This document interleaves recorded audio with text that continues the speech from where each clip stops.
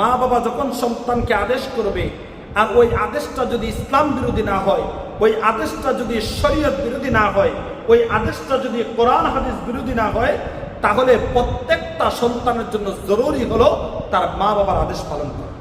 ইব্রাহিম আলাইহিস সালাম যখন ইসমাইল আলাইহিস সালামকে আদেশ করলেন, ও আমার পুত্র, আমি স্বপ্নে দেখেছি তোমাকে জবাই করার জন্য, ইসমাইল আলাইহিস সালাম জবাব দিলেন, আপনি আল্লাহর পক্ষ থেকে যেহেতু আদেশপ্রাপ্ত হয়েছেন, সাতাজিদুনি ইনশাআল্লাহু মিনাস সাবিরিন, আব্বাজান অসুবিধা নাই, আমাকে আপনি ধৈর্যশীলদের অন্তর্ভুক্তই পাবেন।